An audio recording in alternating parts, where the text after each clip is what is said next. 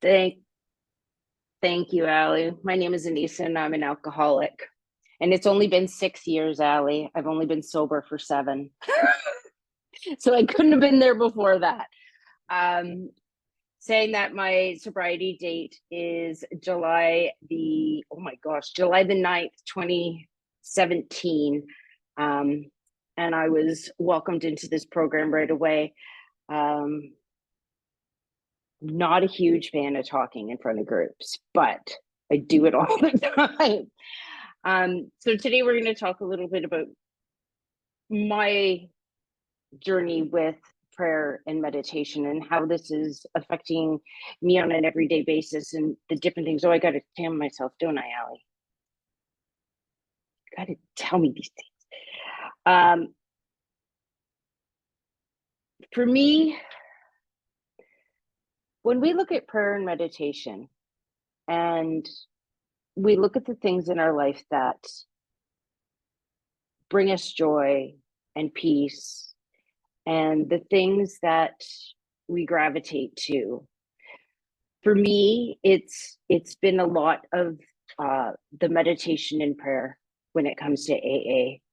You know, I do my service great, but in the background, when I'm with myself or I'm dealing with things, there's always so much that goes on in my life. I live a life where I work a job that is high stress. I work with individuals who have difficulties with disabilities, and they can be high stress. And they have really opened me up a lot more to my prayer and meditation because there are many, many days where I am struggling to deal with them. They can do a lot of different things that are quite challenging. And I couldn't even tell you how many times I've had to literally go in the office, close the door, and say the serenity prayer 10 times in a row just to be able to go back out and deal with the situation. When I was drinking, there would have been no pause. There would have been absolutely no time. There would have been me screaming, yelling, me demanding. I am definitely one of those alcoholics. I still sometimes have to watch myself when it comes to control, but I love to control. That's always been the way I was when I was drinking. And a lot of the times I believed that I wanted to control because my drinking and my thoughts were so uncontrollable. So other ways of controlling were giving me a sense of peace back then.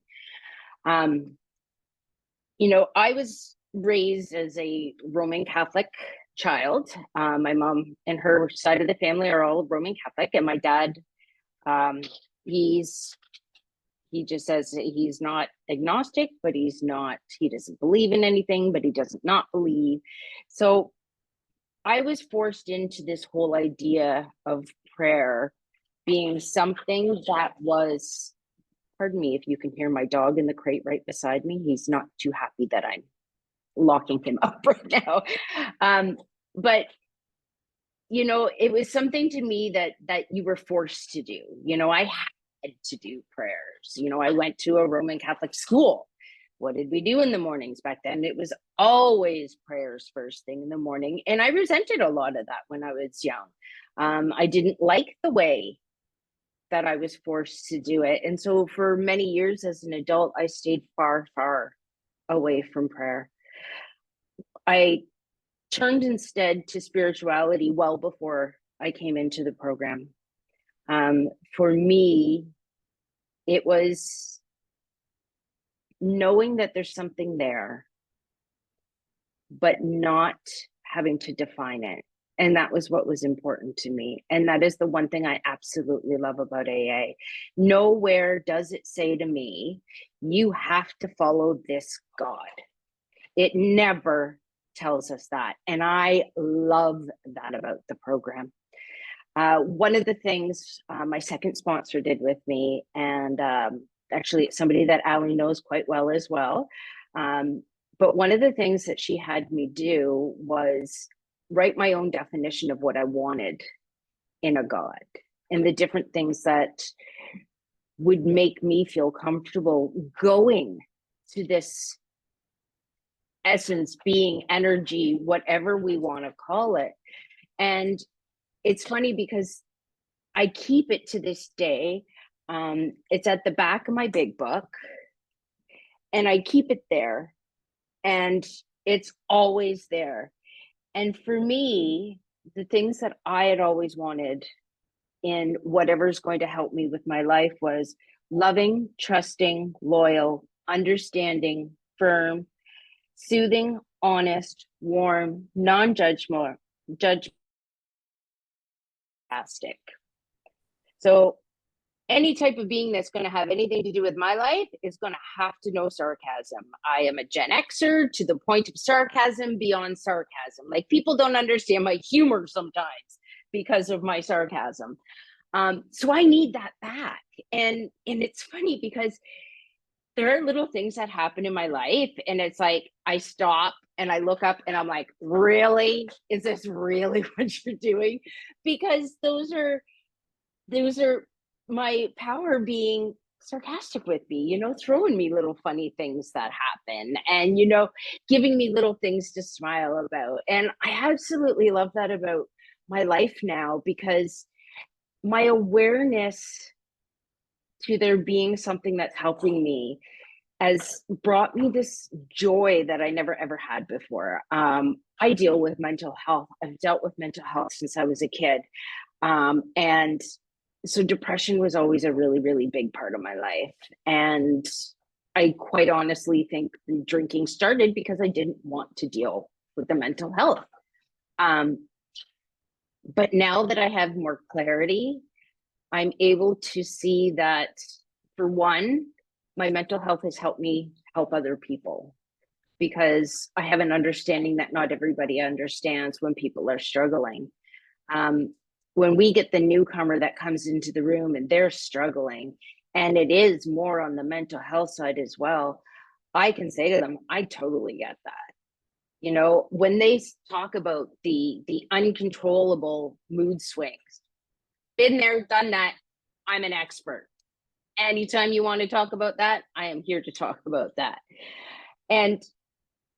But now with those things, I don't have the mood swings the same way anymore. And I blame a lot of that on my spirituality, because I don't jump, I don't react. And instead, I do a lot of asking, thanking.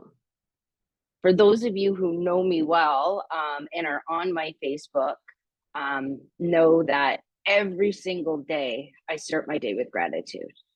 Right after I walk the dogs, of course, because we don't want accidents in the house. But the first thing I do after I do that is I sit down, I open up my Facebook, and I write a gratitude for the day. And every single day it's something different. And I've been doing it for years now. It's actually funny. I saw my aunt for the first time since COVID a couple of weeks ago, and even she commented about how she really enjoyed waking up and looking for my gratitude post, because it brings her joy, and it reminds other people too, because like, there's so many little things in our lives that we need to be grateful for. Like, today it was having water that comes from my tap that I can drink. Look at the people out there in the world that have dirty water that comes out of their taps, and they can't drink it because they're going to get sick. I am blessed with being in a country where I don't have to worry about that. And so my gratitude and saying thank you is also helping me to receive things, because I am open to understanding things in a different way that I ever was before. When I was in my active days, I was very, very closed-minded. I thought I was open-minded, but I was very closed-minded. And Now, like the way that I look at things is so much different because we don't know what other people are dealing with. And how many times, I don't know about you guys, but how many times have you been somewhere and you see somebody and you hear what they're saying and you're like, you should come to AA with us because you could totally use a program. Um, and I've actually even told some people that I know that don't come to AA and aren't alcoholics. And I've talked to them about, being mindful and being grateful in life and how that brings a different joy to your life. You know, when I say my morning prayers every single morning, I wake up and I'm always the first thing out of my mouth is, thank you for giving me another day. Because not all of us are blessed with another day, and I got one. And then I also thank for, giving me the opportunity to be able to do the things that I do and ask for guidance for the day. And I ask for being used for whatever it is my higher power wants to use me for today. I was listening to a speaker on the way home today, and the one thing that really stood out with me that she said, in AA, a lot of people say, don't pray for yourself. I do pray for myself. I pray for the willingness. I pray for the understanding. And, I don't pray, give me this, because that's not what our higher power is there for. That's our responsibility. If we want something, we need to take the action and do something, because things don't just fall out of the sky. But at the same time, I can ask to be willing. I can ask to be open. I can ask to be, say, you need me today. What do you want me to do? Show me. And some days those things come to me, and other days those things don't. And I just go on with my day. But I allow I allow myself now to not stress the same way. So when things happen and I'm not happy about them, you know, sometimes I'll ask, like, why are you doing this? Like, what's the outcome here? What am I supposed to learn? And some of the days I get an answer, and other days I'm left wondering, and I have to continue to keep going on with the day. And sometimes it's, one of you who then shows me what I'm supposed to be doing. And sometimes that's as little as, somebody in the program needs somebody to talk to. They call me. Maybe that's where I need to be for the day, and not worry about, not getting whatever it is that I wanted in my life. And there's so many ways that when I'll tell you a little story about 2 years ago, my cat got very sick. Um, he was so sick that he had to stay with the veterinarian over a weekend because we weren't sure he was going to make it. And at first, I was very angry, and because he was under a year old, he was still technically a kitten. And I was like, what the heck? Like, why are you doing this? And then I had a lovely chat with my sponsor, because, sponsors, they like to bring us back to reality. And she said, well, what are you doing with this? Like, how are you dealing with it? She's like, you're trying to control. Because I was trying to control the outcome. I wanted this, I wanted that. And so she suggested that I did some meditation. And for me, that is a lot of being still, deep breaths, and talk. And what I did that day was, instead of demanding, I told my higher power, whatever it is you want to do, I'll deal with it. If he's not going to make it, he's not going to make it. If that's your plan, then I'm okay with it. But I'd really like him to make it, but I will deal with whatever it is that you give me. I was lucky. He did fine. He made it. He is sitting over there up on top of a shelf, lounging right now. He's quite a chubby cat now, but back then he was just a little itty bitty. Made it through, and I didn't stress over it. And, I didn't lose sleep at night because I decided to hand it away and not worry. And that's what I do with my prayers. Those are the opportunities I get to not have to stress. And because I can stress like the best of us. I love to run stories in my mind, and this is going to happen and that's going to happen, and what if this happens and what if that happens. And now I just don't do it as much. I still do it once in a while because I am human. There's no doubt about it. We all have little things that happen, but on a whole, now I don't worry about things and I just let things go. Like, I get these little ideas sometimes in my mind, and I wonder, is that my idea or is that coming from somewhere else? Because sometimes like some of the things that come into my mind for me to do, it's like, that's not my type of thinking. Is it really me? And there, it's just so much easier to live my life this way now. When I recently went for a job interview with the company that I was working with, and they decided to go another way. They didn't give me the position. I was upset. I wasn't mad. I was upset. But that very moment, I knew that that wasn't what the plan was for me. That the plan for me was completely different. So I opened myself up to opportunities. I didn't freak out on the company or anything like that. I continued on with my job every day to the best of my abilities every day.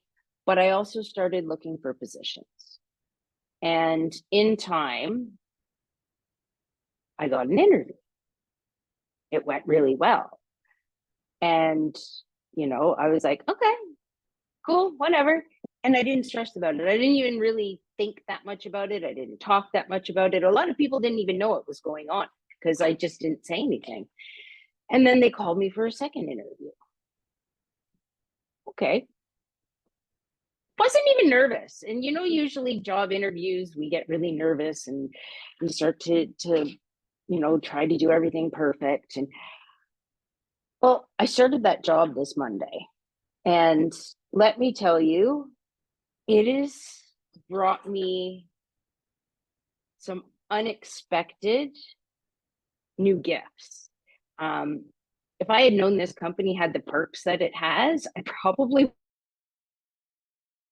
but I didn't know. So I got here now. But it's funny because, God has such a plan for me because I'm going to be managing a couple group homes now. And it just happens that those group homes, those individuals need a lot of physical one-on-one care. They need help showering. They need PSW, personal support worker care. I was this personal support worker for 6 years. I've been put into the perfect position. I can train these people on any lift there is in that place without even blinking an eye. So it just again shows me that while I could have been angry, I could have been upset with the company I was working with, I could have quit on the spot, but instead I did a little bit of work. I sat back and I waited. And now I'm getting this opportunity that is, like, even my mom said, she's like, you were made for this, Dawn. Like, this is your job. Like, this is perfect for you. And although it's only day 2 today, I did a lot of policy reading. I am not a fan of policies, but when you work with individuals that have disabilities, there are tons of policies.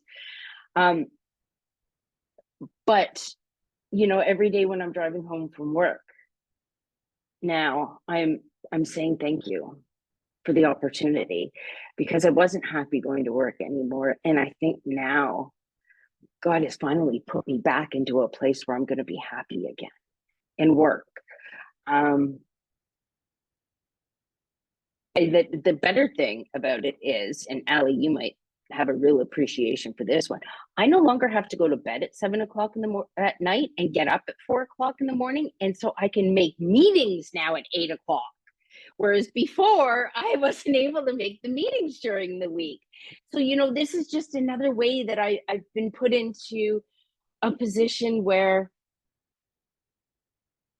I can have more AA in my life again. And I don't know about the rest of you, but in so many ways, AA is my life. Like, I don't shy away from anything in AA. Something gets thrown at me, it's yes, unless there's a significant reason.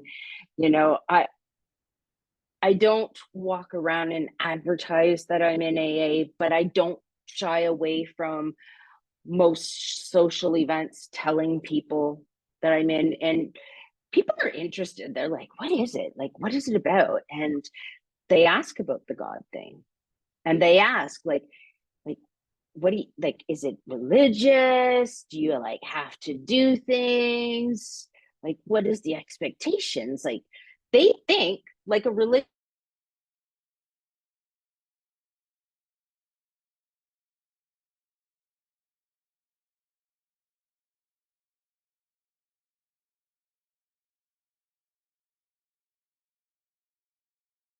whatever it is, I believe. I can say a prayer by having a conversation. I don't need to practice a prayer that I'm taught to rehearse over and over and over again, because that's not what we're about. We're about connection.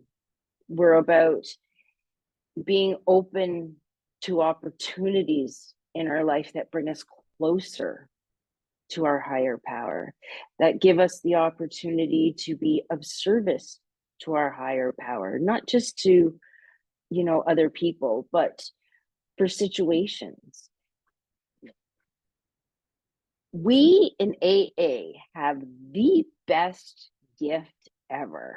Like, the way we look at life is in such a positive way. And we don't shy away from things.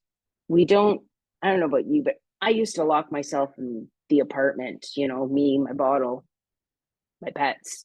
That was it. That was all I did. I didn't go to outings. I didn't go out to dinner with people, because if I went out, I couldn't drink the way I wanted to drink. Now I go out all the time.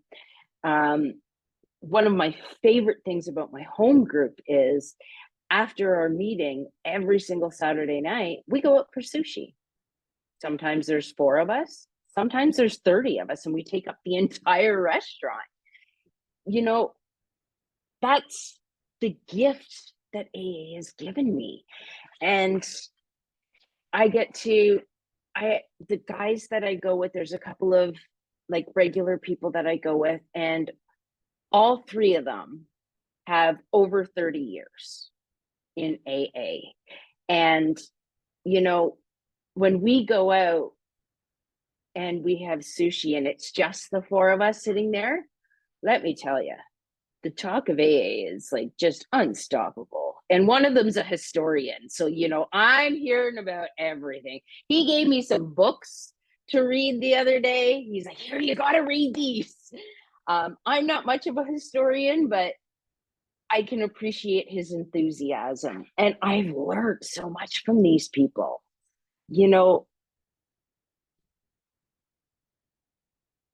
Living my life in a state of happiness, a state of openness, and definitely a space of love now. There's many people in this world that don't have opportunities like we do. We are given this amazing program to help us look at life in a totally different way. And the way I used to look at life was very negative. I was your negative Nelly. I was a professional at being negative. If it was going to happen, it was going to happen to me. And that was how I saw things. But now I don't see it that way. I see the positive in so many different things. I see the positive, my dog, he's a pain in the butt. He's a puppy, but he's going to outgrow it. And then maybe he'll actually cuddle when he outgrows it, which would be a bonus, because right now it's all about the play. But before I would have just focused on all the negative, all the things that he does that drive me nuts. But now I don't have to, because I live in this life, and I take moments throughout my day, every day. I follow Eckhart Tolle quite a bit. I don't know if anybody else has heard of him. A lot of people in AA have. He wrote the book, The Power of Now. If you haven't read it, write that down. It is an excellent book. But I was watching him talk the other day, because I get all his emails and stuff, and it was a talk that he did. And they asked him about, like, how do you start meditation? And he said, the simplest way is to take a breath, to stop, take a deep breath. Your mind can't think of anything else when you're paying attention to your breath. And to me, that is something that I do every single day, multiple times a day now. Because, my life gets busy. My brain gets busy. So I take those moments every single day to just stop,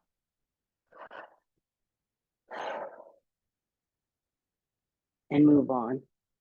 And that's a simple meditation, is just paying attention to my breath. When I want to do a big meditation, as I call them, the 20-minute meditations with the music and everything else, I always start them with focusing on my breath anyways. And then I just listen, because a lot of times for me, I'm told things in my meditation. I'm given ideas. I'm giving guidance. I'm sometimes told to stop what I'm doing, because sometimes I'm not doing what is best for me or other people around me. But those meditation times, it's the one thing I think most people confuse meditation with, is you think that your brain has to stop. You're never going to stop yourself from thinking. It is just human nature. We think. And it's a matter of letting that thinking guide you instead of you guiding your thinking. Stop thinking about tomorrow's work. Stop thinking about, oh, I've got to do this, I've got to do that. Tomorrow's not here yet. Don't worry about that. When you're meditating, worry about that moment. Worry about thinking about, just saying, what do you want from me? And then listen. And for me, the listening was something that was really, really hard at first. And I wasn't hearing anything at first. When I first started with the prayer meditation, I pushed back a bit about the prayer, because I didn't want to do the Hail Mary, the Our Father, all those things. Now in a meeting, I will actually say the Our Father with the group. In the beginning of my sobriety, I wouldn't do that. But now I do, because it's not about religion when I say those prayers. It has absolutely nothing to do with religion. It has to do with love and respect. And I have so much love and respect for my higher power, and the beautiful gifts that it's given me, the life it's given me, the friendships it's given me. I tell you, some of the people in AA, they're different walks of life, but they're amazing. There are so many amazing people that we meet. And I am so blessed to be a part of such a beautiful program that enhances so much of me and brings the best out of me. And well, I know I'm a little bit short, but that's all I have today.